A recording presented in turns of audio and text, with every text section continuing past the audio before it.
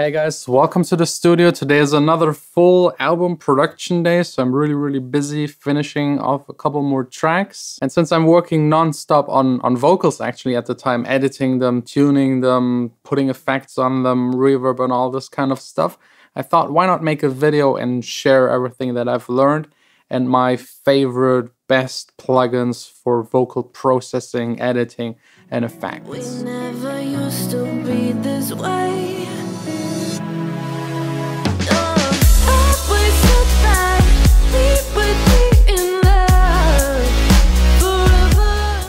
The very first thing, I know it's common sense, but I will still mention it because that's the biggest problem whenever working with vocals. You actually need to have a clean, good recorded vocal by someone that can actually sing and perform. If the pronunciation isn't good, if the person doesn't hit any of the notes, if the timing is off, if like the voice isn't really a nice one, or if it just doesn't fit to your style of your productions, there are absolutely no ways to fix these kind of issues. The vocal will, no matter what you do, still sound like shit. So make sure that the source material is as good as possible. And if you got that, then usually the first thing I do is using by Izotope Nectar. It is really my go-to plugin whenever I start working on a song, whenever I have a recording session. I just use it because it's fast and easy, like really easy to use. If you don't have any plugins specialized on editing vocals, correcting them, putting reverb on top, de-esser, compression and all this kind of stuff, just go with Izotope Nectar. It's all in one. And the biggest plus is definitely that it has presets. If you just have a de-esser, you can switch between de-esser presets or reverb presets. But the ones in Nectar are like global presets for all of these kind of settings. So you definitely get something really fast you can work with. So let's just apply it here onto one of the vocals that I got for one of my new songs. Where is it? Izotope Nectar 3. It's the newest version. And you could go, for example, into a classic Baroque preset. Reason why I should have run from the start, 'cause everything you've said and done, you fucked up. Sounds kind of weird, so let's actually pick something that fits better. You can go into music and choose bright and modern. Reason why I should have run from the start, 'cause everything. That's already better, still not perfect, but you can go in here and tweak everything. I love how the graphs work. You can actually see what the compressor is doing. This makes it extremely easy for beginners to use. Reason why I should have run from the start. Same for the de-esser. It shows you the threshold and the frequencies. Reason why I should have run from the start. You can also put it in the listen mode and just listen to what is actually being subtracted, the parts that are being de-essed. And then of course you got a reverb that you can also EQ, and it's doing here some sort of pitch correction, which of course needs to be set to the right key of the song to make it work properly, but it's like really all in one. And on top of that, you have the vocal assist that can analyze your song and start like doing algorithm-based suggestions for your song. And really that's the important part, suggestions. Don't let the algorithm, the automatic mode, do everything for you. Yes, it's quick and easy and it might lead you in the right direction, but please go in there and tweak it to your liking. So you can choose modern, vintage, if it's like aggressive, light, and then just click through it, play it. Reason why I should have run from the start, 'cause everything you've said and done, you fucked up. It cuts like a knife. So that's what it chooses to do. Reason why I should have run from the start, 'cause everything you've said and done, you fucked up. It's a little extreme and it's like clipping, but I mean for an automatic assistant, it's pretty good. I'm really always amazed by these automatic things, how they kind of do everything. But it's a good starting point. Again, go in there, tweak. It's all in one.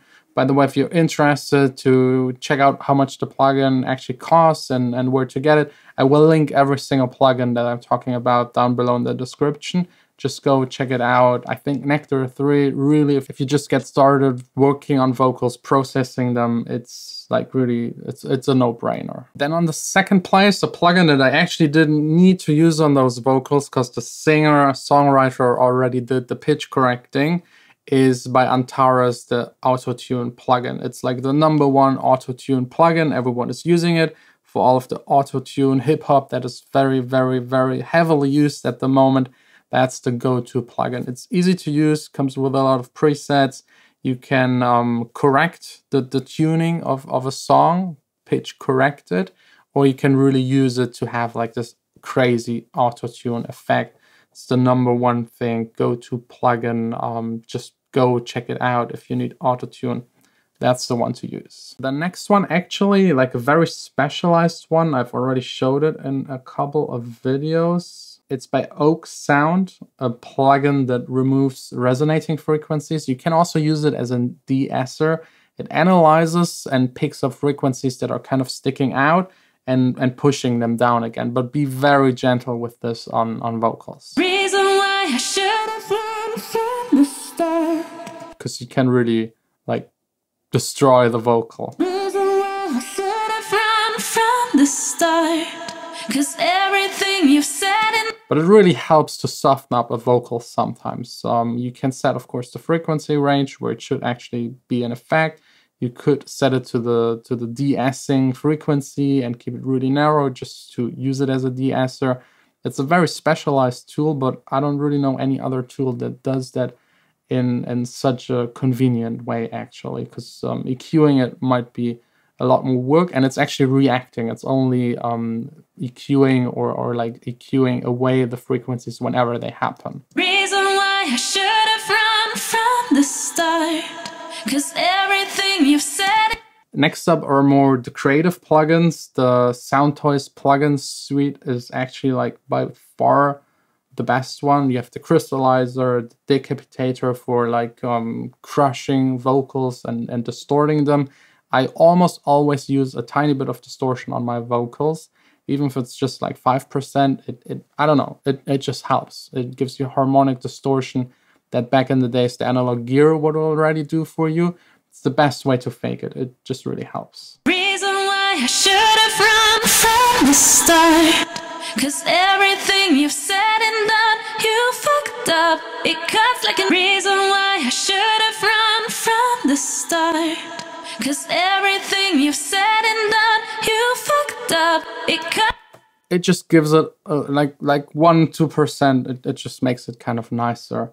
But at the moment, the Nectar thing is still doing way too much. But yeah, this is just to demonstrate you the plugins. Let's do maybe one more really quick of the Soundtoys plugins. I think, which one was it? The Echo Boy. Yeah, Echo Boy. It's crazy. It's doing a lot of complex stuff pretty fast and simple and easy. Reason why I should have run from the start. Cause everything you've said and done, you fucked up. A lot of good echoes you can actually use on vocals. A lot of stuff that, yeah, again, crazy stuff. Reason why I should have run from the start. Cause everything you've said and done. So if you're into this kind of style and you want really to change the vocal by a lot, or just have like an effect in between, or a layer of a vocal with heavy effects to kind of mix in, that's really the go-to plugin. Another one really quick that I love on vocals, but it's even more creative, is by Sugar Bites, Effectrix and Tornado. They do like all kinds of glitch effects and like crazy stuff. It's hit or miss. It's really hard to set this thing and go into the more detailed settings, but the presets sometimes just work. Reason why I should have run from this. Everything you've said and done, you done, you done. Again, crazy stuff. Just try it out. It's definitely fun. And I think the last one is definitely Melodyne. I rarely use it, to be honest, at the moment, because like most DAWs kind of implemented a version of Melodyne into them.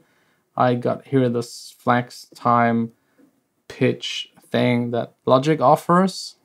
It's analyzing the audio, and then you can just go in there and change the notes. Reason why I should have run from. Reason why I should have run from. I mean, it was already perfect, so I'm just messing around with it. It's a very powerful tool. You can treat vocals as MIDI, basically. You can change the vibrato, like the pitch, the glide, the length, the pitch, of course, just correct it, just quantize it, just pitch correct it. There are millions of ways to abuse this, and it's built into Logic. I think also Ableton Cubase also has it. But if you really want to be precise and get the highest quality and the least artifacts and like the most natural sound, Melodyne should be the one you should use. So if you're like mainly editing vocals, then Melodyne 100%. It's even now so powerful it can even detect chords, and then you can kind of pitch the chords. So if you're working a lot with samples and like Sine chord samples and you want to change them a little, I actually haven't tested that one. I think it's easier to just like replay the chords and get a similar sound. But yeah, it's very powerful. So I think that's it for today. Just like a brief overview for powerful plugins and tools to edit, correct to your vocals, make them interesting and stand out. The rest is usually just setting everything correct for the vocal, for the style of your music. And again, get good vocals, get a good singer, get a good songwriter. It's really making or breaking the track. So thanks a lot for watching. Tomorrow again here in the studio, a very special day.